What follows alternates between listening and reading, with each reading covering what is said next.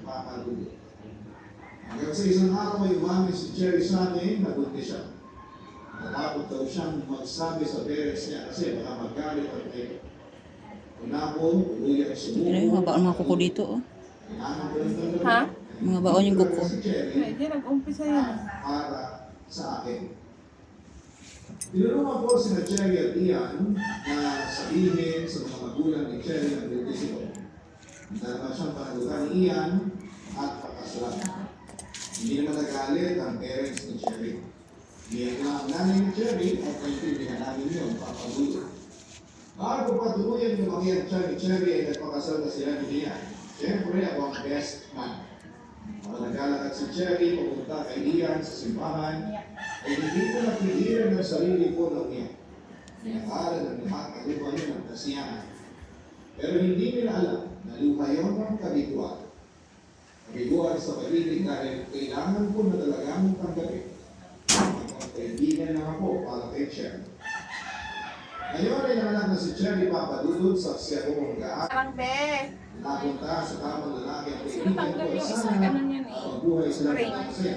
Kay Cherry ang totoong feelings para sa kanya. Para saan pa, hindi ba? Kaya ba? Ang gusto ko lang mangyari ay wala na ng tuluyan ang nararamdaman May nana? sa aking best friend. Oh, meron talaga to.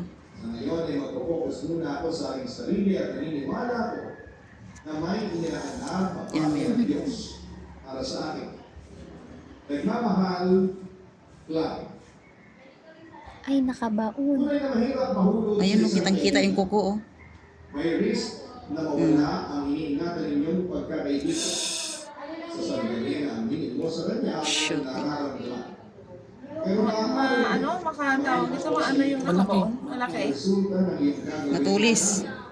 Ngunit hindi malalaman ang resulta kung hindi ka mag-take ng risk. Mabubuhay kang mabubuhay sa napakaraming what if. Isang katapangan na umamin ka sa taong mahal mo. Kita. Ngunit isa rin katapangan ng pagtanggap sa iyong pagkakalo. Kung alam mo Uy, na wala bumalik. talagang pag-asa sa Pangatot. pagkakulit na salubo ko na lang. Isa pa ang pagkakaibigan ay isang napakagandang biyaya na nasa ating Diyos. Ihira na ngayon ang makatagpo ng isang tunay na kaibigan. Ay! Nakakamot na, mahal ay hindi ipapakita sa iyo ng dalmana. Grabe katigas. Hindi kayo nagkatuluyan ng taong ano. Makikita mo dahilan pagdating ng tamang panahon. Huwag kalimutan mag-like, mag-share, at mag-subscribe. Natin po ang story. Ayan, oh. Laki-laki. Patingin. Maraming salamat po. Kay na. Yan sa may Ang laki ng kuko. Yung tigas nga, eh. Mga may naiiwan pa.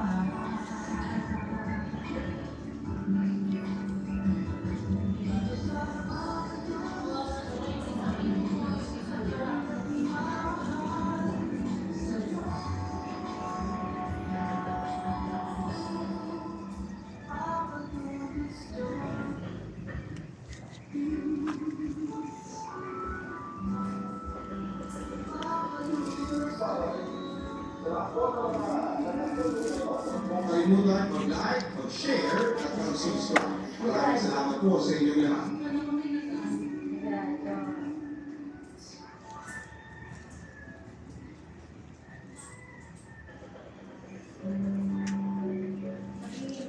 Isang magandang gabi sa inyo, papadudod at sa lahat ng mga taga-subaybay mo. Hindi ko talaga ako mahilig mag-broadcast ng mga nararamdaman ko. Pero para sa taong mahal ko ay gagawin ko para maging masaya siya sa araw na marinig niya ito online. Kaya ito yata ang pinakaunang beses na gagawin ko. Ang magdrama at mag-share ng nararamdaman ko sa lahat ng mga tao at mga avid listeners ninyo. Kasi ako kapag nakakapakinig ng programa niyo dahil isipin ko ako sa mga masugid na nagpapakinig nito. Ay, maabot. Hindi ako magaling sa pagsusulat pero gusto kong ibahagi sa inyo ang istorya ng pag-ibig ko. Kung paano ko nagmahal at masaka. Meron ay. Bawal at magmahal ulit. At sa pamagitan ng pagsulat ko ito sa inyo, for sure may mapapasaya sa tao. At Pa din. yun ang special someone ko. Sana mabasa at maulakan ninyo yan. upload sa Papalulid Stories ang sulat ko. Itago at nilalamang ko ako sa pangalang Regine. 27 years old na sa ngayon. Silipin ko lang ba kami natira At pa. isa ako sa mga libo-libong tao na nakikipagsapalaran dito sa Manila. Grabing kukot yun. Baon na baon. Kaya kapag narinig ko ang mga kapatid ng Bakit mo pinagkaganyan yung kuko mo? Hindi naman ganyan dati. ay naging warning para sa tao. Bakit mo ganyan yung kuko mo? Kapag dumating isa na hindi sumagi sa isipan ko ang Baka paggupit niya, mali yung gupit mo. Ikaw din kasi hindi ka marunong mag... Sa paggupit niya yun. Kasi sobrang pudpud. Kaya mo lang dapat sanang humaba para yung kuko ba hindi Pwede yun, cut lang dito, yung ganun lang. palabas yung kuko niya sana, no? Kasi pag yung maiksi yung kuko paggupit mo, pag gupit mo nun, So, kumusta naman yung love life mo, ha, Regine? Baka yung isa pa, no? wala naman yung isa. Wala naman. Pero baka meron. Hindi naman siya namamagay. Wala pa rin pagbabago, girl. Pa, ano ko rin yan, ipataso kasi umiinom na siya ng gamot, eh. Hindi ko nga. Nag-check na siya. Hindi ko ba?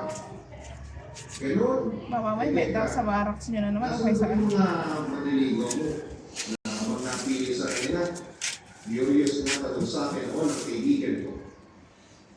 Wala. Wala naman kasi mapili. So nga, hindi naman ako nagkakakat na magkaroon ng love life. This coming Valentine's.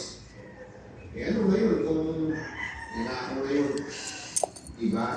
Hindi ko naman ikamamatay yung sagot ko sa kanya. Hindi naman kasi ang hirap sa'yo, Regine. Masyado kang choosy. Kung sana yummy ka, pwede kang maging choosy, kaso hindi hero ba niya sa akin? Manahimik ka dyan, bruha. Ako hindi yummy. Tingnan mo ako. I'm so sexy, kalambot, makinis, hot, seductive, not yet nice. Mag-aangat ko ang aking sarili mo ko. Isama mo na rin ang pagiging mantika, Joe, nagtagpa ni Yan Jessie. na siya mo. Makalo ka, nagatawa ang kontra mo sa mga sinabi niya. Pero seriously, bakit ayaw ko magka-jowa ngayon? Curious yan.